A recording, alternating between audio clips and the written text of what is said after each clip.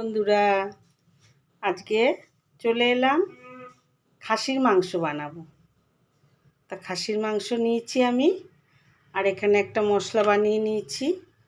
এই যে এখানে আছে আদা, জিরে, তারপরে আছে রসুন, শুকনো লঙ্কা, কাঁচা লঙ্কা মিশিয়ে, টমেটো দিয়েছি 3খানা মাঝারি সাইজের, দিয়ে আমি একটা মশলা বানিয়ে নিয়েছি। মশলাটা বানানো আপনাদের দেখালাম না, পেস্ট করে নিয়েছি, আমি মিক্সিতে পেস্ট করে নিয়েছি। আর 3খানা নিয়েছি মাঝারি সাইজের পেঁয়াজ, এটা কুচি করে নিয়েছি। তাহলে এখন আমি মাংসটা ম্যারিনেট করে নেব। আমি নুন দিয়ে দিলাম 1 চামচ মতো, হলুদ দেব 1 চামচ, আর দেব একটু তেল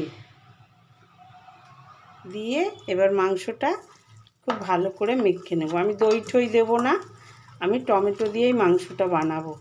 টমেটো দিয়ে একবার খাসির মাংসটা বানিয়ে দেখুন, খেতে খুব ভালো লাগে। এবার দেব একটু কাশ্মীরি লঙ্কার গুঁড়ো, দিয়ে আবার ভালো করে মেখে নেব।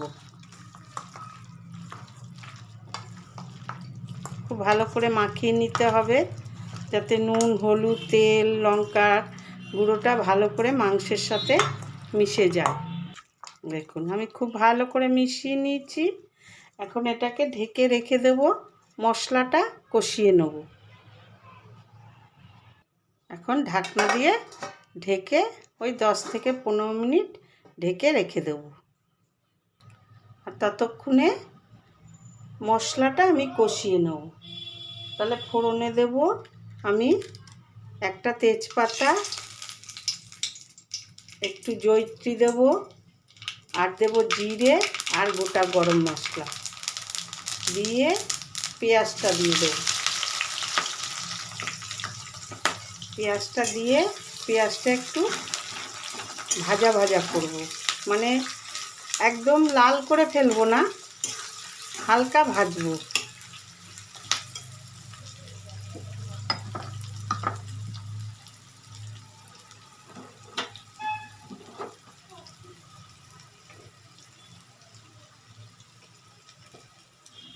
একটু নুন দেব,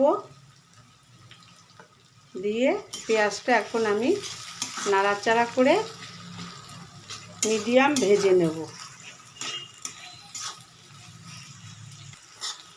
তো নাড়াচাড়া করতে করতে পেঁয়াজটা প্রায় ভাজা ভাজা হয়ে এসছে।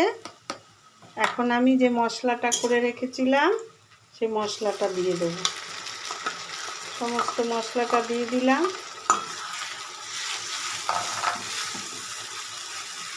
দিয়ে ভালো করে পেঁয়াজের সাথে মিশিয়ে নেব। 1 চামচ দেব হলুদ, দিয়ে আবারও ভালো করে মিশিয়ে নেব।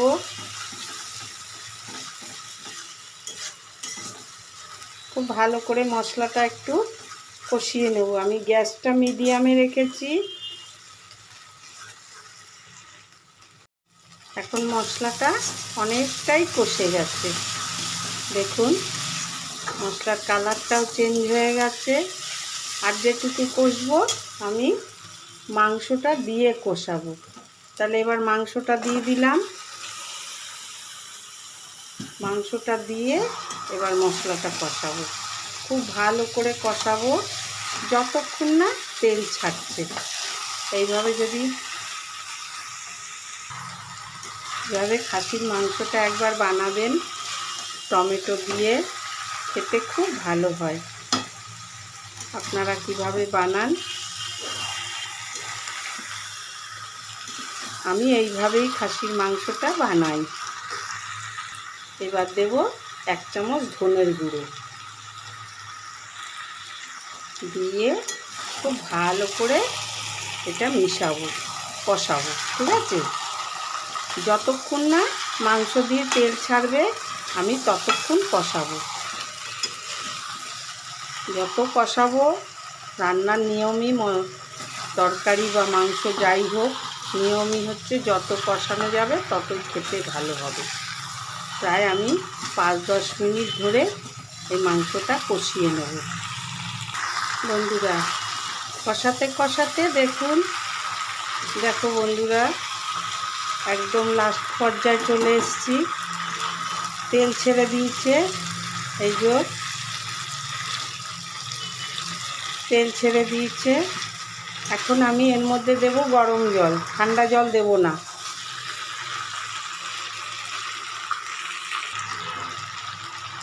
জল দিয়ে দিচ্ছি, বেশ খানিকটা জল দেব, কেননা মাংসটা সিদ্ধ হবে, তাই জন্য বেশ খানিকটা জল দিয়ে দিলাম। আর মাংসটা আমি প্রেসার কুকারে সিদ্ধ করব। আপনারা যদি বাড়িতে ট্রাই করেন তাহলে কড়াইতেও করতে পারেন, আমি প্রেসার কুকারে ট্রান্সফার করব। জল দিয়ে দিলাম, কি সুন্দর কালার হয়েছে দেখুন, খেতেও খুব সুন্দর হয়। প্রেসার কুকারে ট্রান্সফার করে দিলাম, আর দিয়ে দেব 3টে শুকনো লঙ্কা।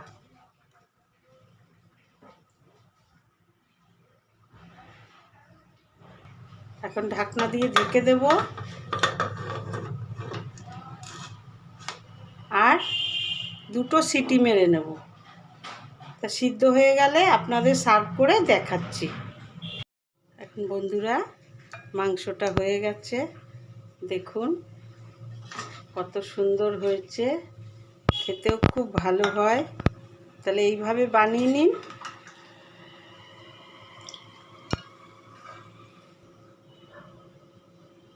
এইভাবে বানিয়ে নিন, খেতে ভীষণই ভালো হয় খাসির মাংস এইভাবে আলু দিয়ে। তাহলে আজকের মতো ভিডিওটা শেষ করছি, ফিরবো আবার একটা নতুন ভিডিও নিয়ে। ততক্ষণে সবাই সুস্থ থাকবেন, ভালো থাকবেন।